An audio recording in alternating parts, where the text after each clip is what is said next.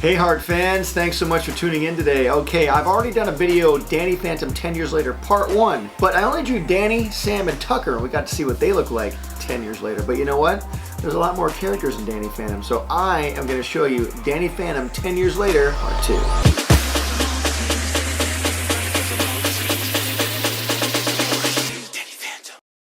Okay, so first up is Jazz Fenton, Danny Phantom's older sister. I'm going to start by drawing her original version. In this version, she's 17 years old. Happy-go-lucky kind of look on her face, all is right with the world, sort of a positive outlook. Now, I'm going to draw this version, and I'm going to draw her aged up 10 years, several versions of that, and then I'm going to do a colored final version. And this is Jazz Fenton.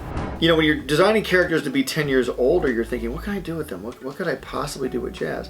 And I thought Jazz would just become a more energetic member of the team Phantom, you know?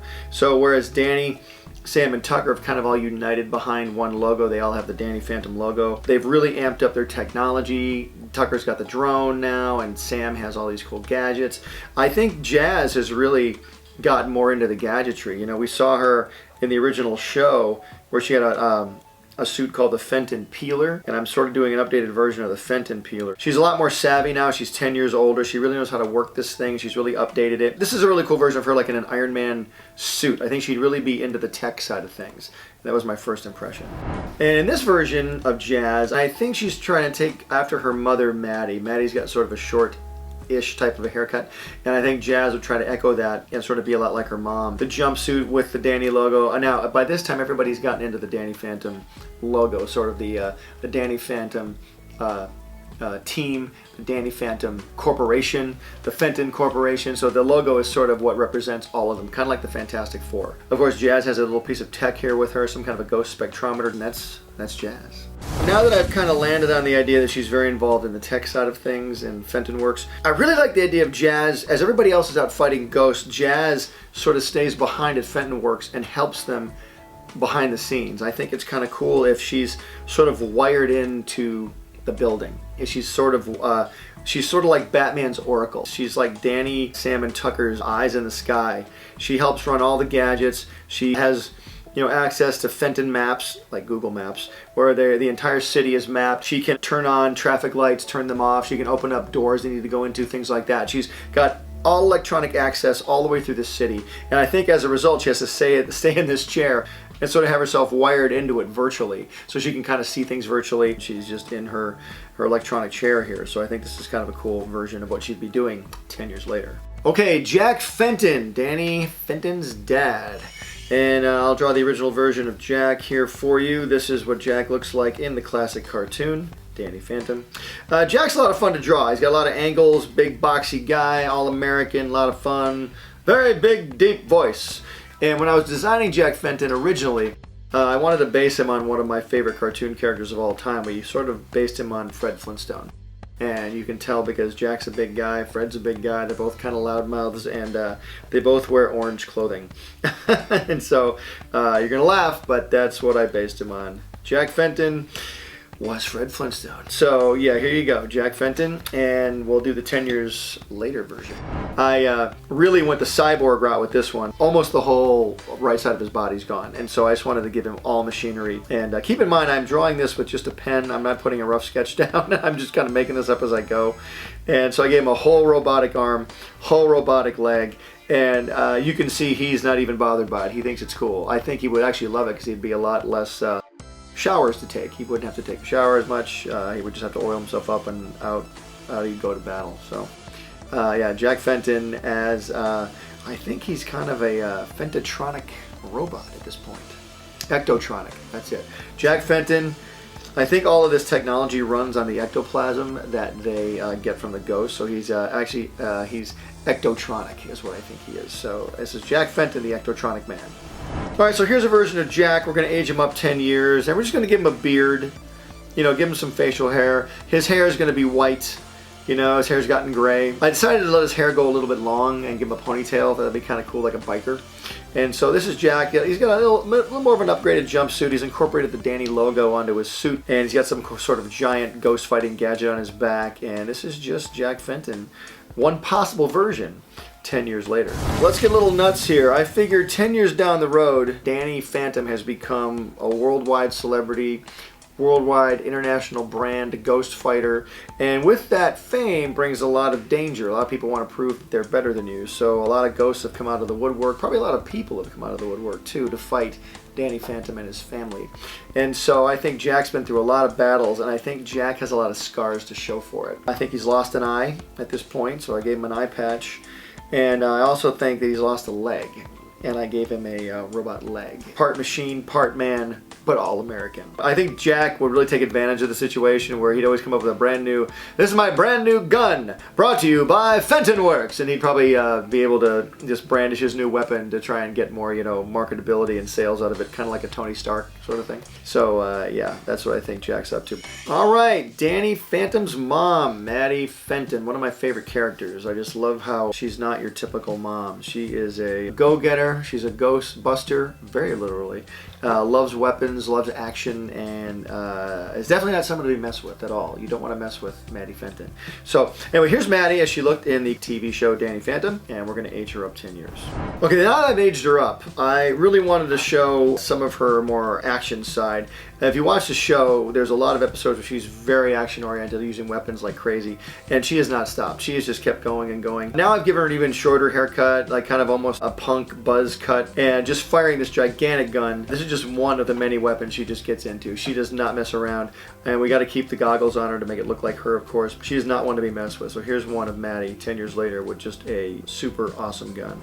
Once I started drawing Maddie 10 years later, I thought it's just cool to keep her going. Just give her as many weapons as possible, put her in as many action scenes as possible. So I've just got her kind of diving out of some sort of an airborne vehicle with two giant ecto bombs under her arms. I don't know what she's going to do with these. Well, I think maybe the ghost zone is in turmoil. I think that the ghosts need to live somewhere and they're trying to come here. So that's why the Fentons get involved, and that's why there are so many weapons and why they're up night and day fighting off the ghosts. All right, and I just got so excited drawing Maddie. Once I kind of got a handle on her, I sort of wanted to take it in kind of a Mad Max direction. Mad Max, maybe a Walking Dead sort of direction, where I wanted to draw her like Michonne from Walking Dead. Maybe she's so into fighting ghosts, she has this giant ghost bat or a ghost stick or whatever it is, an ecto bat. I think she walks two ghosts on leashes behind her to help her sense other ghosts. With an even shorter haircut now, giving her a real punk look, and just with the goggles, of course. This is a very exciting version of Maddie. I really like this. I think it'd be pretty cool.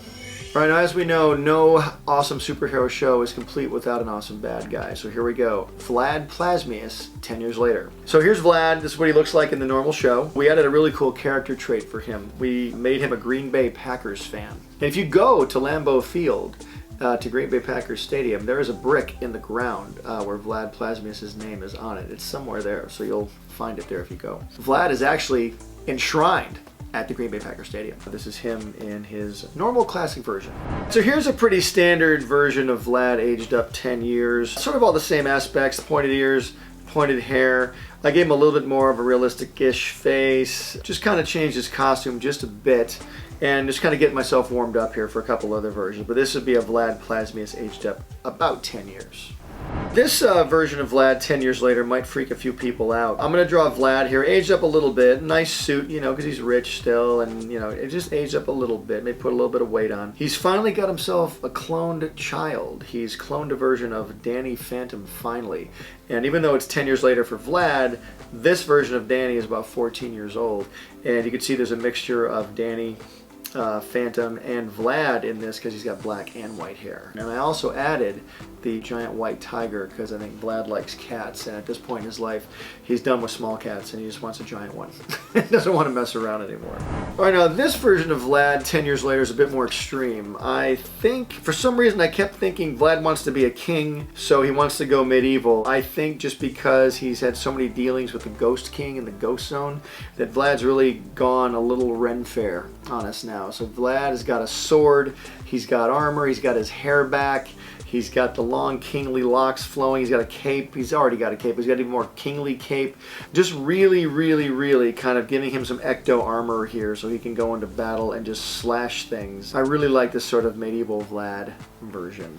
Okay, this is my favorite version of 10 years older Vlad Plasmus. At the end of Phantom Planet, we all know Vlad was left stranded on an asteroid out in space. And what happened after that? What are you supposed to happen? I think what happened was Vlad was found by a race of alien enslavers and who used just anyone they could find to mine the minerals they need out of their, planets or asteroids or whatever. So they have millions and millions of slaves. And I think Vlad became a slave for an alien race. He was probably the most powerful slave they had, and they used him for not only work but also for sport. They would probably put him in the ring with other giant monsters, alien monsters, things like that. And I think at this point, with this drawing, you're seeing Vlad finally escape enslavement.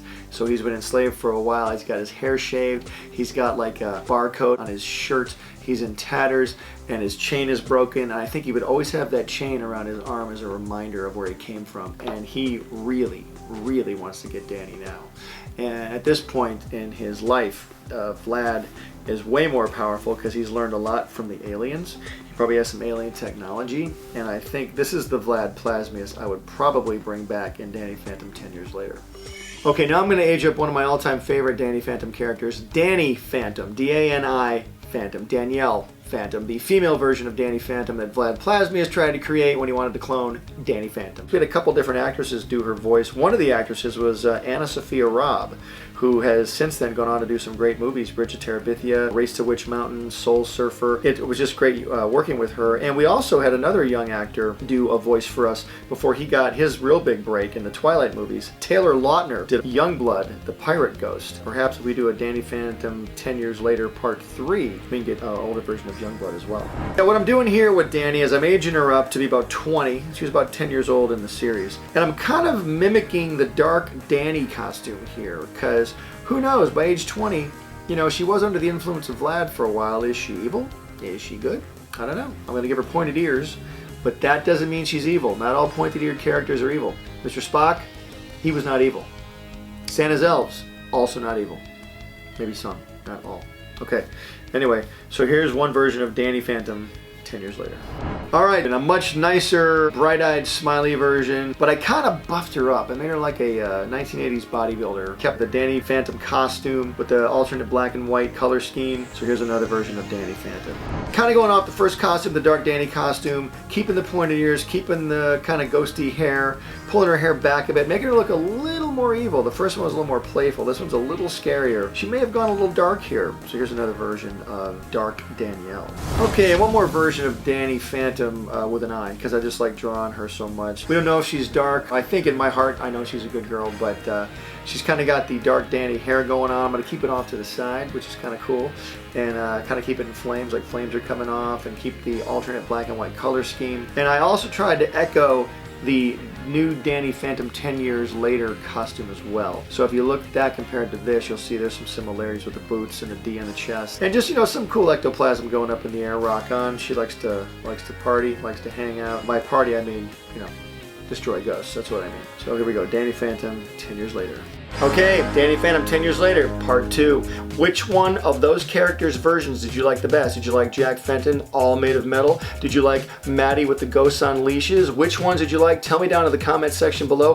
Also, if you guys want to see Dani Phantom 10 years later, part 3, let me know. There's still a lot more characters to go. Okay, this week on the big whiteboard, I'm going to draw, who else? Dani Phantom. Check it out.